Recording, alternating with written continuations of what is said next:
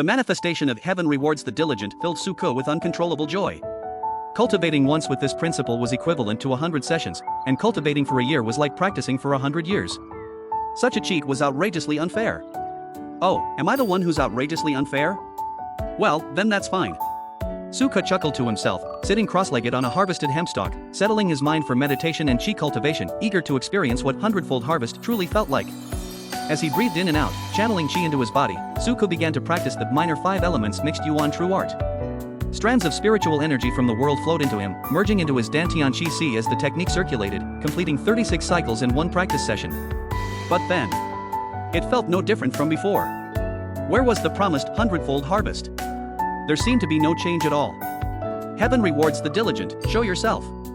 At that thought, the characters for Heaven rewards the diligent on the scroll in his mind burst into a brilliant light. Suddenly, a profound sensation overwhelmed him. The experience, understanding, thoughts, and feelings from his recent cultivation of the minor 5 elements mixed yuan true art were amplified 100 times, deepening Suka's comprehension and insight into the technique dramatically. Simultaneously, spiritual energy from the surroundings surged towards him, funneling rapidly into his body and the Chi Si in his Dantian. The Chi Si, once misty with spiritual energy, quickly coalesced into a dense cloud. He had achieved complete mastery of the first level of Chi cultivation. And it didn't stop there. The influx of spiritual energy continued to pour into his Chi Si, forming another layer of spiritual mist above the first cloud. While this new layer had yet to condense into a cloud, it marked his official advancement to the second level of Chi cultivation. Exhaling a long breath, Suko ended his practice session, marveling at the abundant spiritual power within his Dantian. Indeed, Heaven rewards the diligent lived up to its name. It appeared that hundredfold harvest was an active skill requiring activation. Being under his control made it even better, ensuring no unexpected mishaps. For instance, it would be ridiculous if eating a bowl of rice triggered a hundredfold increase, leading to an instant explosion from overeating. With this control, the situation seemed perfect. Suka's attention returned to the scroll within his mind. The previously bright glow of the characters for Heaven rewards the diligent had dimmed significantly, indicating the considerable power expenditure from the hundredfold harvest.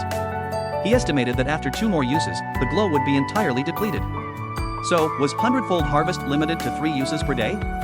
While not plentiful, perhaps the usage might increase with higher cultivation levels in the future. These were mere speculations, to be verified with time. For now. Suka sighed at the sight of the remaining unharvested silverleaf hemp. It was time to get back to work. Activating his spiritual power, he began to cast the sharpness spell on his sickle. Focusing his mind, he guided a strand of metallic spiritual energy through his meridians, following the specific trajectory and frequency required by the sharpness spell until the energy reached his fingertips. With a flick of his fingers over the sickle blade, the spell was successfully cast, the blade gleaming with a golden light.